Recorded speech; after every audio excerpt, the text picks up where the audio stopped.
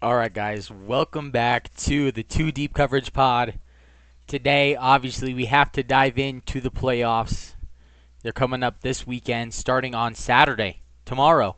I better get this video out in time, all right? All right, so we're going to pick these games in order that they're played, okay? So we're going to start on the left over here with the Texans game, work to the middle, and we're going to start over here on the right with the Eagles game and work towards the middle, okay?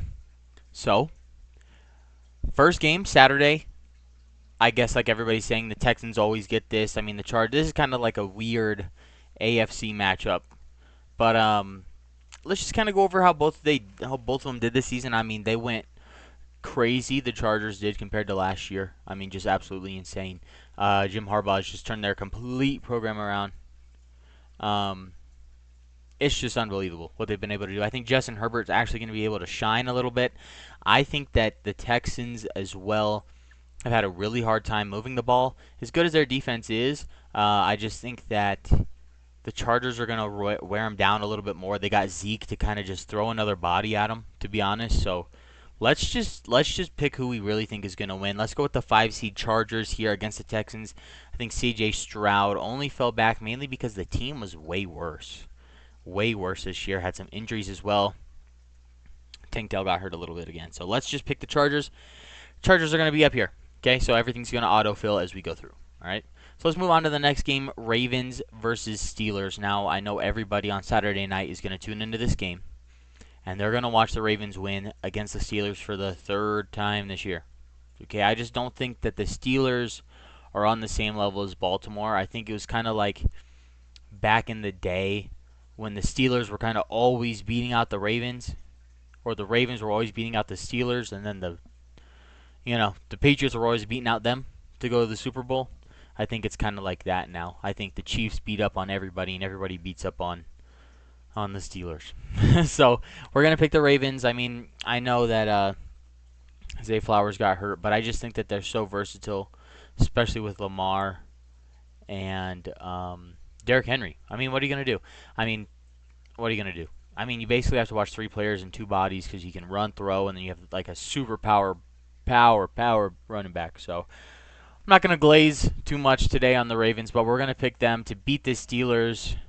Oh, oh, oh, okay. So lowest remaining seed plays um, the Chiefs, whoever has the bye. So since the Chargers are the lowest remaining, they are filling out this side. Sorry, I shouldn't have spoke so soon. Okay. Um, but let's move on to the third game, third AFC game. We have the Bills versus the Broncos. Now this game, we're going to talk about this game a little bit because this game is probably the most interesting wild card matchup because I think it's the most clear cut, but it's also the most important because I think this game is going to show us how good the Bills defense is because the Broncos have been a good team pretty much all year. I mean, I think that regardless of some of the weird losses they've had, they almost beat Kansas City in the regular season twice. I know that they played the backups that last week, but they almost beat them twice. I mean, a blocked field goal at the end of the game to lose by, I think it was literally one point, the Broncos. So really, you got to think like the Broncos have been contenders. They have a good coach, but I think that they're contending against the wrong team. Because the one team I haven't talked about in any of these episodes yet has been the Buffalo Bills, and I think that's because most of my life the Buffalo Bills have been obscure.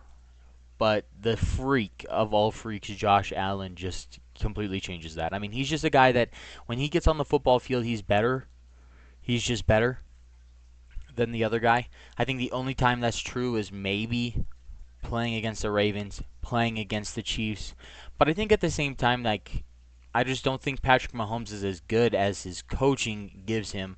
I don't think that Lamar's as good as his feet give him. I think Josh Allen is probably the overall best quarterback in the league in the playoffs. I think that Joe Burrow is good, but I don't think he's easily not as versatile at all as Josh Allen. I mean, he's a huge man and he runs.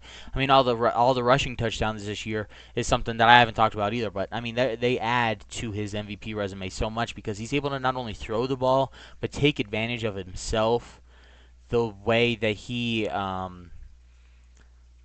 not a liability when the ball's out of his hands. The just to sum up Josh Allen's ability and his stature, his poise, is when they were playing in the snow. I cannot remember who they played in the snow against, to be honest. Just the play amazes me so much. Amari Cooper gets this little tiny out route towards the sideline, and two guys come and wrap him up, and he's got his feet planted, and he's trying to just stay back. And Josh Allen comes running up from behind, and Amari Cooper throws him the ball. Now I think anybody else, if their quarterback is coming, they're not going to throw them the ball. I mean, they might get a team fine. They might get in trouble. I mean, they're not going to put their quarterback in a situation to get, 9 to 11 guys running straight at him, no defenseless, basically. But Josh Allen is so big and so strong that he came running up with the intention to get a touchdown to help his teammate. I just don't think there's very many quarterbacks in the league that are willing to do that. I just don't think there's many quarterbacks in the league that are willing to do everything possible to get a touchdown. And I think that that's what a lot of people don't think about, is that these teams are strategizing. They're trying to do this. They're trying to do that. But Josh Allen on that fourth down run, when he was playing the Chiefs, to seal the game for that touchdown, like that 28-yarder, 30-yarder run, I mean, that's pure football player. I mean, he just wants to win the game. So I think no matter how good Bo Nix, no matter how good Pat Surtain is, no matter how good any of these guys are on the Broncos, no matter how good Sean Payton draws up this game plan, I just don't see a way where Josh Allen doesn't come out, and when he puts his 2 feet on the grass, doesn't tell everybody else, I'm winning this game today. And whatever team he's on, they're blessed to have him. Because I think that he is the best individual player in the NFL, regardless of how good Lamar is. And I literally suck Lamar day and night because I think they're going to win the Super Bowl, as weird as this is sounding. I just think that Josh Allen is the best quarterback out there. I mean, he's just unreal. I think that Lamar has the most ability, but I don't think he's even used all of his ability. I don't think that he's even there. I think he's still like at a 90 overall. And he's as good as he is, almost a 3-time MVP, and he's not even fully developed yet. I mean, a lot of these guys aren't fully developed. I mean, this seems to be like Josh Allen's prime year, right? This seems to be a lot of these guys' prime years here, down at the wild card slot. So we're going to pick the Bills in this game, but I think that it's very important to know that the Bills have a real hard matchup. They have a really hard matchup in round 2. But we're going to slide down to the NFC next, guys, because I think that this next game is probably the most important for me personally in these playoffs, because there's a little bit more on the line, at least in my household, for this game. We're going to watch this Eagles and Packers game. If you really think about it, it's the kickoff game, right? It's the kickoff game that was in Brazil. Eagles-Packers, right? And everybody came out and was so impressed with Jordan Love and so impressed with the new Saquon Eagles. And I think that this game is really like a big culmination of, let's see how much better both of these teams have got. I think the Eagles are going to win this game purely because Jalen Hurts finally got cleared for concussion protocol. A.J. Brown is good to play, so I just think, the 2 seed are 2 seeds for a reason. I mean, they're just an unbelievable team. I think the games they've lost, they shouldn't have even lost as many as they did this year, considering Kenny Pickett lost them a game against the Commanders. But let's look at the Packers side, because I think Jordan Love, as good as he is, as healthy as he is, I think he's just a little too green yet. And I think this year in the playoffs, there's more talent this year than there's ever been that I can remember. I mean, most of these years, like, okay, one-sided bracket, Chiefs are going, Patriots are going. And, I mean, it's usually the NFC is always up for grabs. But I think this year the NFC is so up for grabs, not because the teams are so much worse than the AFC teams, but I think because the teams are so much better than they have been in the past. And a lot of these AFC teams have been lacking, at least this year. I mean, definitely the quality of wins are just, it feels like the AFC schedules as good as these teams are, they're just light unless they're conference games. Then they're playing, the lower rung NFC teams, and it's just hard to watch. But regardless, I think the Packers are going to show that they're growing because they were the youngest team in the NFL last year in the playoffs, and it hurt them, I think, a little bit in that second game, just because they didn't have an answer because they hadn't seen everything yet, if that makes sense. But I think the Eagles now adding Saquon, I think they have that last piece that they've been waiting for a long time, and I'm going to say that about the Ravens too coming up.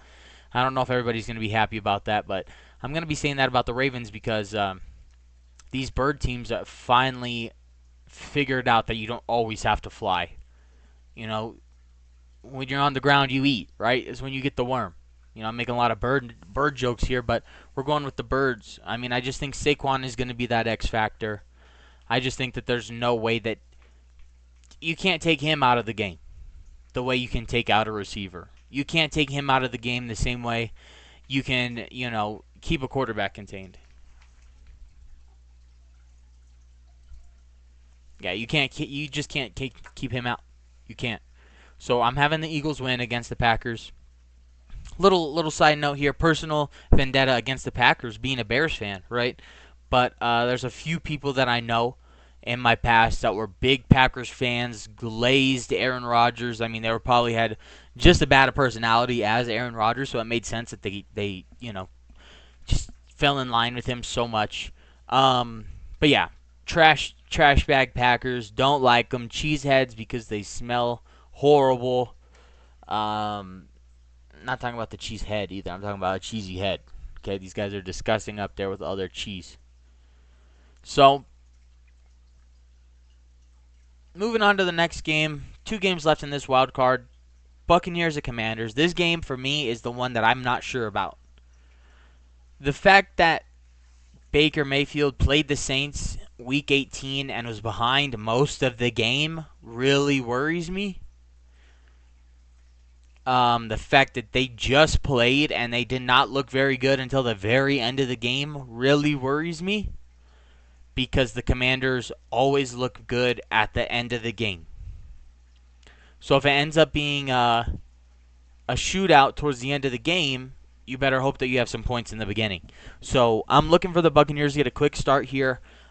Big, huge Baker Mayfield fan. I mean, the Buccaneers are just a great team.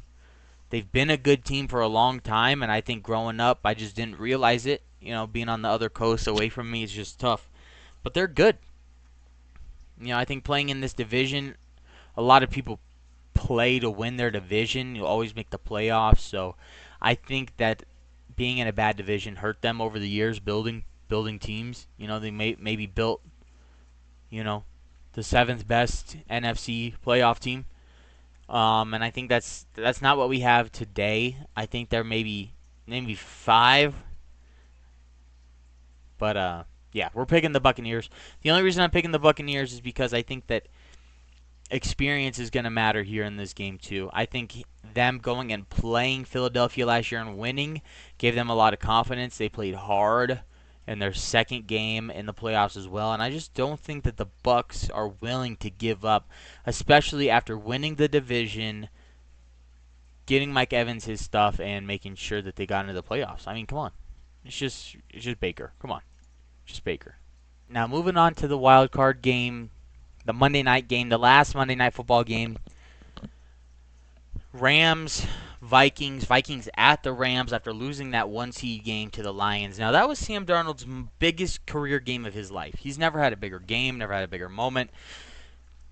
And I think that it finally got to him. I think that the whole season he knew that, okay, this is temporary. This is a fill-in. I got this guy hurt. And then he kept winning games. And he kept winning games. He kept winning games. And then you get to the end of the regular season and it matters. For the first time in his life, it matters. So, I think this game he's going to have less nerves, less jitters. He'll be out of town, playing in LA. I think he'll have a good time. They did lose here earlier in the season, so I think that there might be some skeletons in the closet. He might just If they go down, they're losing, he might just start getting a little antsy, start getting a little worried.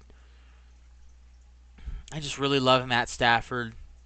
It's really hard to pick either of these teams. I don't want either of them to lose, but I don't want either of them to really make it to the conference championship either.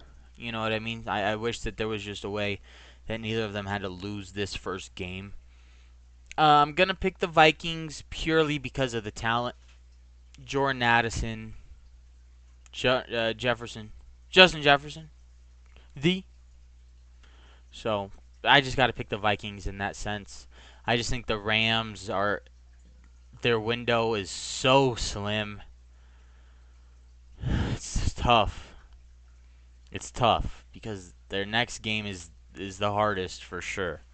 So moving into the divisional round, let's start left to right again. Okay. Let's start with the Bills and the Ravens. Now, the Ravens will be visiting the Bills, and I think that that's going to be a big thing. But this is where I'm going to talk about these guys having a good running backs, because I think that's one of the few things that Buffalo doesn't really have, is like a super solid run game that can really just get them 6 yards and get them down the field and get them from the 32 to the 26. Or get them in field goal range. Like, I really feel like the Bills have that one hole. And I feel like as good as they are everywhere, and as good as Josh Allen is, I feel like if the Bills give up like 10 unanswered, I don't know if the Ravens are going to give that up. After week 13, the Ravens are first in like 5 different statistical defensive categories. So I think that they turned up so hard now that I just don't know if the Bills have a chance to let them get ahead. I think that the Bills have to hold them. They have to go drive for drive, basically match everything, and field goals are going to be key. I think it's going to be low scoring, as weird as that sounds, or it's going to be a mega game. Like, it's going to be one of the two. Drive for drive, they're going to match. It's not going to be like 14-0, 17-14, 27-17, 30-27. It's not going to be like a back and forth swing game. I just feel like both of these teams are too talented to go in big swings like that. But you never know. The Ravens actually play well like that, having to come back a couple of times. They did it twice against the Bengals early on in the season when they combined for 9 passing touchdowns in that game. They came back from 2 10-point deficits in the fourth quarter, the Ravens. So it's not that they're uncomfortable. It's just that I just don't want them to have to worry about that. I just don't want the Bills to have to worry about that. So I think this game is going to be very evenly matched, probably the most matched game of the playoffs. This is like Team 1A and 1B. Okay, and I just don't think the Chiefs have it this year. I just don't think so. I just think that they're the number 2 team this year, as good as their record is. I just don't think they're going to make it. I just don't.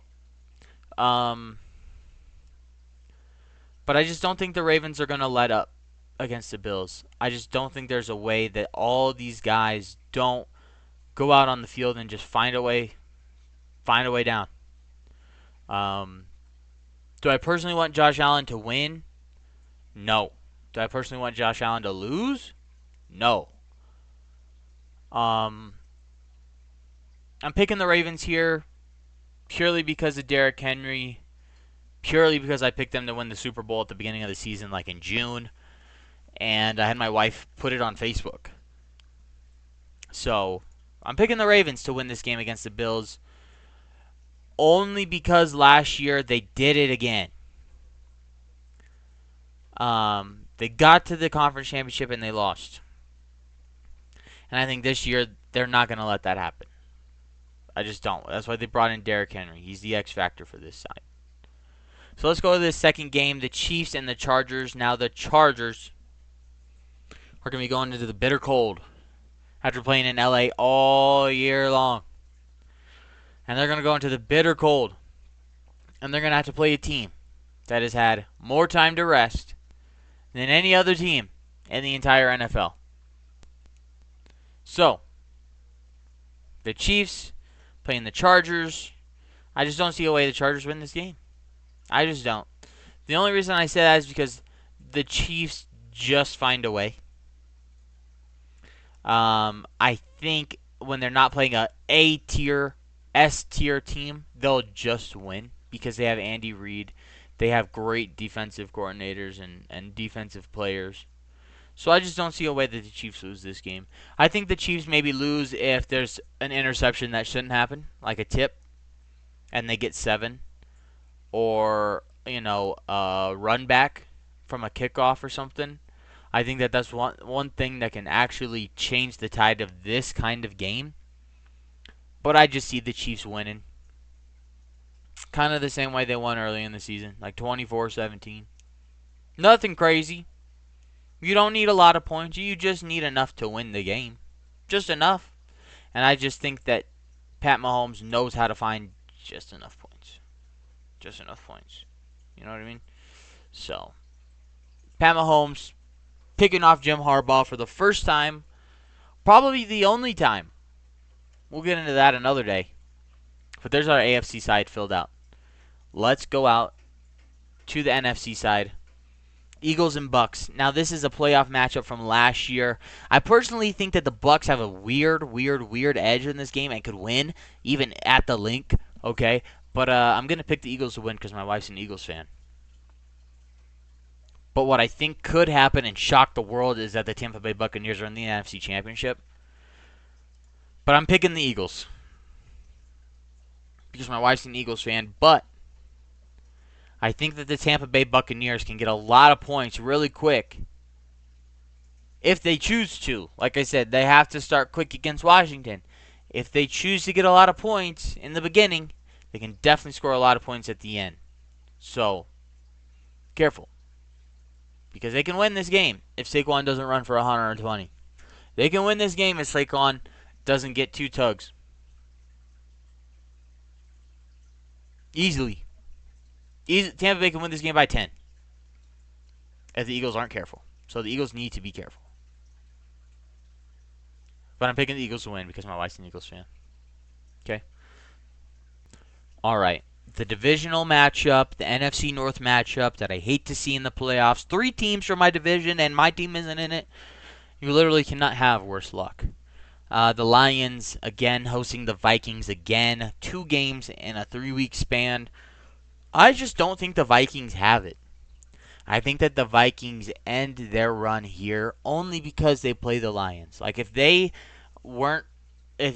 playoff path didn't directly intersect with the Lions on every way, like, okay, so 1 seed or 5 seed if you beat the Lions, okay, and then your divisional round, since you're the 1 seed or the 5 seed, is against the Lions. So regardless, the divisional round would most likely be Lions-Vikings. Because the wildcard team most times is actually better than the 4-seed divisional winner. Like, that's what you see a lot with the NFC South. With, like, the Buccaneers or the Saints or the Falcons or the Panthers when Cam Newton was there. Most of the time, those guys are the 4 seed. This year it's the Rams. But, regardless, if, let's say the Lions or the Vikings lose like 2 more games and they're the 6th seed, they're playing the Bucks. And then they're playing the Eagles. And then could the Vikings beat the Eagles?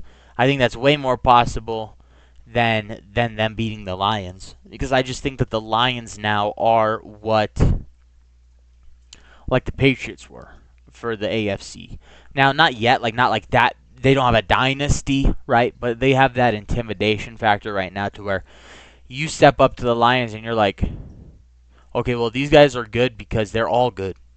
Like, they're not good because, like one guy makes them good. Like, it's not like a Myles Garrett situation where the Browns are always in the game because he can get a strip sack.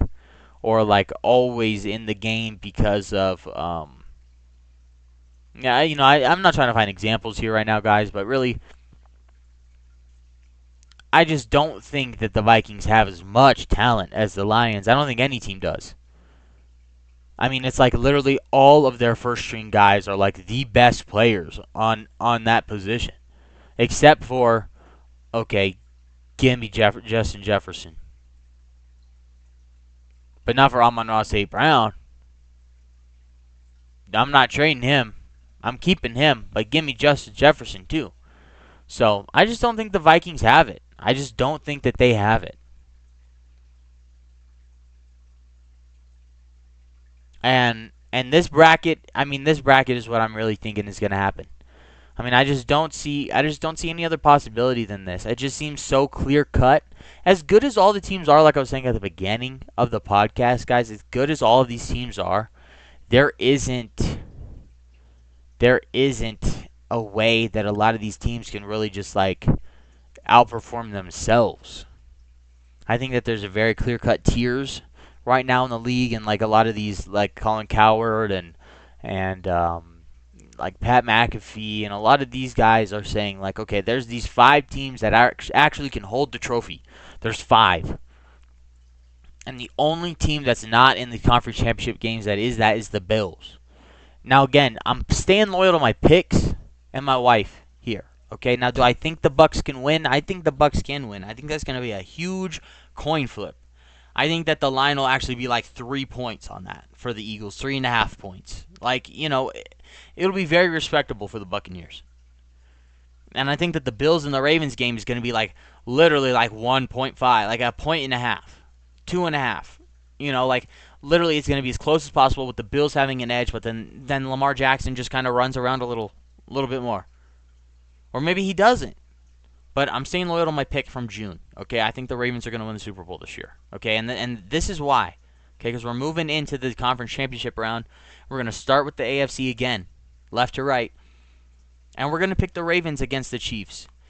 And I'll give you my reasoning pretty quick here because I know I've been rambling on. We got a couple things to go over still.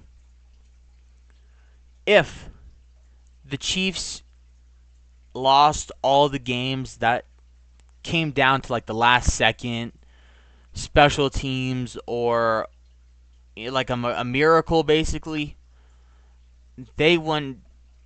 They'd be like the 3 seed because the Ravens and the Bills this year are so unbelievably good. They're so unbelievably good, and this Chiefs team is nowhere as good. Maybe from like week 14 through week 17 they were good. But if they're not as good as they were week 14 through week 17 for these next 3 weeks as well, there's no way they're winning this game.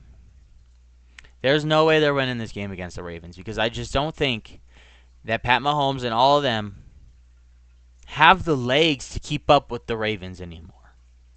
Okay, now coming back to the legs, Derrick Henry coming to this team was the most important thing that's happened to the Ravens since they went and won the Super Bowl last with Joe Flacco. It's the most important thing. This is as important as Lamar Jackson is and his draft spot and as good as he is, as good as he will be, as good as Zay Flowers is, as good as all these guys.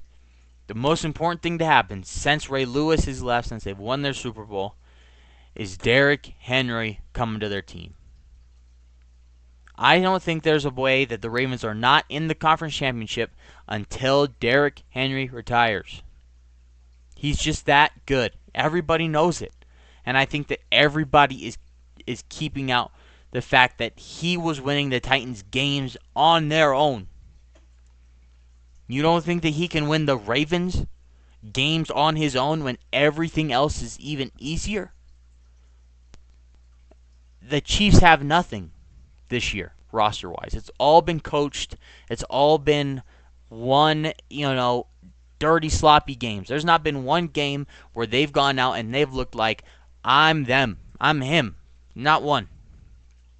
So I think that now, this game will show, okay, the Ravens are the real deal. The Chiefs had a good run. Wish we could have the three-peat. It was great. We could all tell they were lacking. They were flustered. It's great they made it this far. The farthest a team has ever made it for a three-peat chance.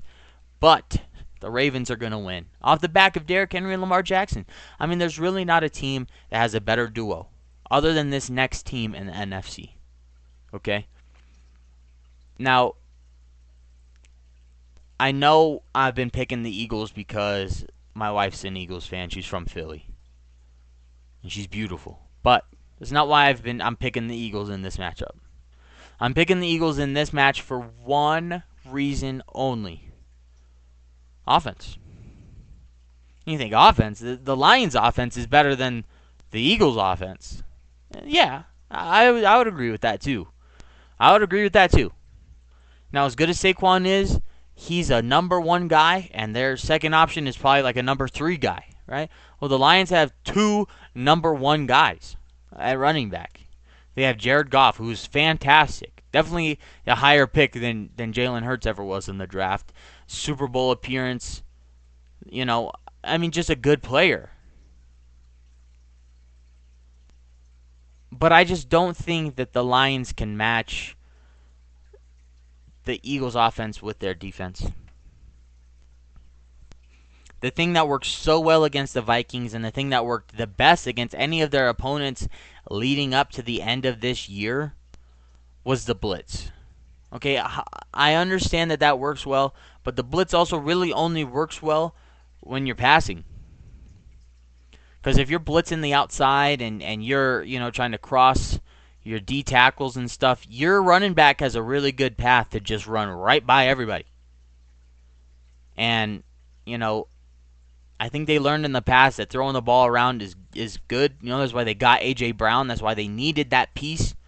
But I think that after 3 years of having A.J. Brown, they said, oh, whoa, guys, this wasn't the problem. We need somebody stomping his feet in the field here. We need somebody planting and running and making this happen. And I think the NFC equivalent of Derrick Henry is Saquon Barkley. They're very equivalent in age, ability, statistics, situations. Both on probably like the most irrelevant teams in their conference. Not only their conference, but their division, but their conference. Okay? And now he's on the Eagles, and I just don't think there's a way. A.J. Brown, Devontae Smith, Jalen Hurts, Saquon Barkley, their entire O-line, which has been just unbelievably formidable for so long, even if it's gone down in quality without Jason Kelce this year.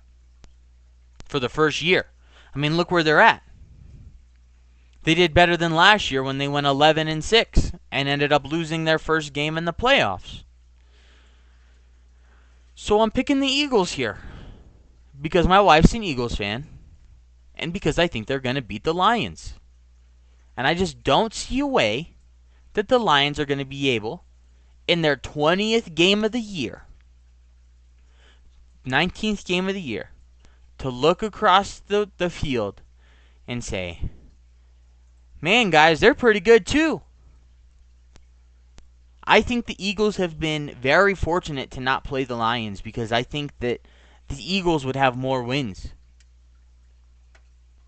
They wouldn't be, they're not as upset that they were close to the 1 seed because I think the Eagles had a really good chance this year.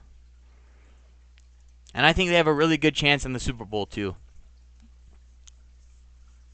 And guys, this Super Bowl matchup is something that it would just be like the NBA All-Star game if they tried. Because, these two teams have who? They have who? They have Lamar, Derrick Henry. I know Zay Flowers is hurt. That's horrible. But there's also 4 games till the Super Bowl. Okay, 4 weeks. Let's hope he's not that hurt. I just don't know. I haven't looked, honestly. I don't know. But if he can't play, the Eagles side is just stacked. Stacked. And I think that this Super Bowl would be amazing. Just amazing. Okay? Now, which bird do I think is going to sit atop of the perch at the end of the game? Now, this one is hard for me because as much as I've picked the Ravens to win the Super Bowl since June, and as much as I think Derrick Henry has literally changed their entire franchise, and as much as I love the Saquon, spinning hurdle and just his unbelievable ability and like 45 points in for fantasy for me like 4 weeks, and this guy was just unreal. I just don't I don't see it happening for the Eagles. Now, I think getting to the Super Bowl after getting Saquon is the most important thing that you could have done. Because I think that if you don't get there, there's expectations that were kind of like, it was kind of a letdown. Because after being so good last year and kind of fumbling and losing, you change your coordinators and you do so well. I think that if you don't at least make it to the big game, the Saquon move maybe looks a little light. Like, okay, maybe it wasn't that important. Maybe he isn't. Maybe he isn't as good because we haven't seen him play in the playoffs with the Giants. There's a lot of things that could be said, but I just see the Ravens throwing the ball all over the place on the Eagles. I really do.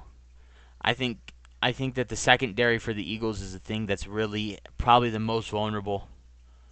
Are we gonna see another Cooper DeJean tackle? Like, will we? I just think the Ravens' defense has improved so much, especially since they've played the Eagles and lost, that the Eagles are going to have a lot harder of a time getting points in this game against them. And I think that this year... So, guys, with saying that, I think this year, the 2024-2025 Super Bowl champion will be the Baltimore Ravens, guys. I think that they're going to do it this year. And I think that the Chiefs, being as vulnerable as they are, having a good record really doesn't matter until you get to the end. Because once you get to the end in the playoffs, now your record's gone.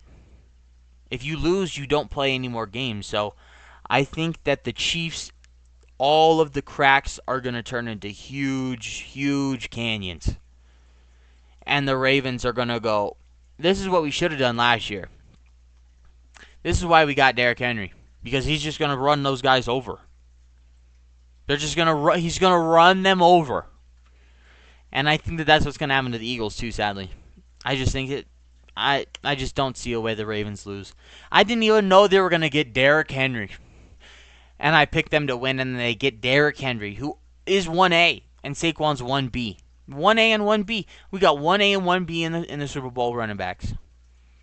We got, 1 and 5 in quarterbacks. 1A, 1B, whatever you want to say. Josh Allen is just as good, if not better, than Lamar. But if Lamar wins this Super Bowl, or Josh Allen wins this Super Bowl, I think both of their legacies are going to be immediately cemented. Immediately cemented. I don't think there'll be a doubt. There will not be a doubt. Okay? So, guys, this is my bracket. Now, I think the game that can go any way, any different way, I think the most is probably the Ravens and the Bills game, all the way over here down in the divisional round. I think if the Bills win this game, they go up the ladder and they win against the Eagles in the Super Bowl. This is my bracket. This is what I think will happen. Now, like I said, I think if the Bills beat the Ravens, the Bills win the Super Bowl. I think the AFC wins it again. They have the 5 best teams in the NFL. Or in the AFC. Now, this year, the Lions happen to be just as good. I just don't think they're just as good. I think in 2 years, 3 years after Goff leaves, it's going to be a challenge for them. I think it will. I think it'll be just back to reality for these guys. I think Jared Goff really turned this franchise around with Dan Quinn. I think they're really going to need to figure something out quick. But I think the Eagles have it. I think the Eagles have it until the Ravens just have it a little more. Just a little more. Let's move into something a little different. I want to finish this off kind of going off topic a little bit. Kind of talking about something a little different. Talking about kind of more of a theory, conspiracy theory. We were just talking about the Eagles a lot. We were just talking about the Eagles a lot in the playoff bracket and how good they are. And, thinking back is like growing up, Andy Reid was their coach. Now he's the coach for the Chiefs, and the Chiefs have been just megalithic over the last few years. And I think back at just like how I never realized that he was good. But at the same time, when he was in Philly, he wasn't that good. Like, I think everybody can agree that he's a good coach, but he wasn't in every Super Bowl in Philadelphia when he had McNabb and Michael Vick. He wasn't in every Super Bowl. He wasn't. But now he is. Even with worse teams. I would say that these teams have less talent. Deshaun Jackson, I mean, how good is that guy? I mean, he went to every team possible, and he still got a touchdown on all those teams. I mean, he's just unreal. But he couldn't win with the Eagles. And I think, I was thinking the other day riding in the car, I was like, okay, growing up watching as much Cowboys as I did, because watching as much Cowboys as I did, living in a non-NFL team state, you kind of just get market games. So being in Mountain Time, I get a lot of Broncos, Raiders, Chiefs, a lot of Cowboys, Eagles, some Giants, only because of division, but mainly Cowboys and Eagles. Okay, so getting Cowboys games and Eagles games when the Eagles would play somebody else, and having these Raider games, having these Chiefs games. The Chiefs were not a good team when I was a kid growing up. They weren't. I mean, they had Alex Smith for a little while, and he was good with Andy Reid, and they were good on their own. But most of the time, it was like the bad team, the Bengals, would go and beat up on Kansas City twice a year. Like, that was the game I remember clicking off. Like, that was one of the first games I remember, like, knowing what it was, and just like, I'm not watching that. Kansas City and Cincinnati, like, irrelevant. Like, that's literally 10 years ago.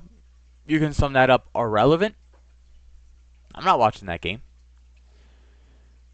And everybody being a Cowboys fan in my house, we watch a lot of Eagles. Twice a year the Eagles were on with the Cowboys, and the Cowboys were playing all these teams. And during the Romo era and early Dak, I was like, man, these Eagles guys stink. They can't. I mean, most of the time they're losing to the Cowboys, and if they beat them, they're fighting for the division with the Cowboys or the Giants. And then at the end of the day, they're not getting very far.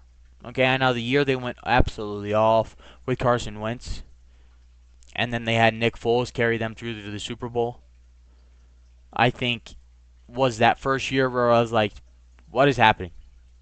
Like, what are the Eagles doing? They're not even supposed to be here, and then Tom Brady just lost another bogus ring. Like, the same way I feel like he lost 2 rings to Eli.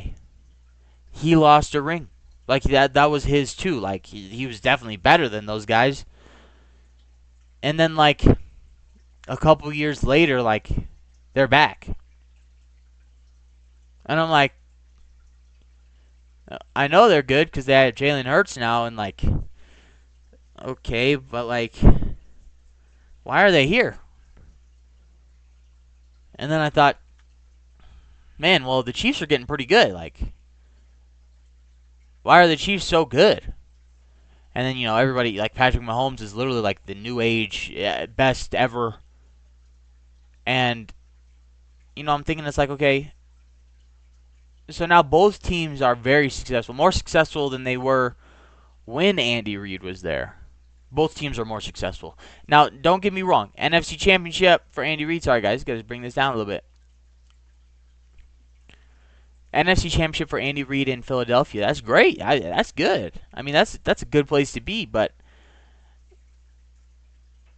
that's it. That's all you got. So, and the Chiefs, I mean, like I said, irrelevancy, at least from my point of view.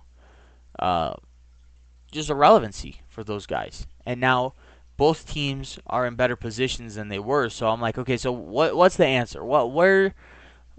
Which piece of the puzzle got mixed up? Because now obviously all the pieces are fitting together. These two teams played against each other in the Super Bowl. It was a big story, actually. So I think that Andy finally found the quarterback that fits him. Just plain and simple. I think Andy Reid and all coaches have a certain way they want to coach. They have a philosophy of the right way to coach, a right way to play the game. But I think there's also a comfort. There's a style, right? Coaching style, coaching preference, play preference. Like think about Sean McVay. Everybody loves Sean McVay, stroke Sean McVay. He's good. Stroke Sean McVay, right? He has a coaching style. I think Patrick Mahomes complemented Andy Reid's coaching style better than anybody. Now, at the same time, I was having this thought in the car the other day. I thought, okay, what is it about Patrick Mahomes that these other guys didn't have? I think, okay, well, Donovan McNabb, he was a big guy. He threw it hard. He could run around a bit. He had that tough Philly thing. It just didn't work, and they got Mike Vick, and he was good. Good identity, good for the city, kind of, a dog. A dog. And, he was fast. He could move around. He could do a lot of the things that I think, if you had to get out of trouble, get it done. He could do that a little bit better than McNabb. And it just didn't work. And I think Andy Reid's sitting there and he's thinking, man, if I could just find the best of both of these guys, I think I could make it happen. Because I think when you draw up plays for somebody that's big and can throw it, and he has to run around a little bit more than you want him to, it can get in trouble. And when you draw up plays where the guy needs to stand tall and make a big throw, and he likes to run around a little bit more than you'd like him to sometimes, I think it's hard. But I think when he found Patrick Mahomes, he found a guy that was disciplined, didn't care about doing his thing. He just wanted to make the right play, right? People call him Kermit, but the thing about Kermit is that he's the leader. He's the head guy. He doesn't do much, and his jokes are a little stale, and, maybe his voice is a little funnier, and he's just a little frog. He's not Fozzie or, any of those guys, and he's still the best. Plain as he's still the best, so I think Patrick Mahomes and Andy Reid are a perfect pairing. I think if Patrick Mahomes go to a different team, let's say he goes to the Raiders, a divisional, is he going to be as good?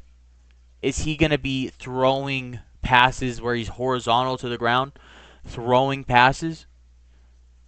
Is he going to be going for a three-peat, for a Super Bowl three-peat? I just don't see it, guys. I just don't see it.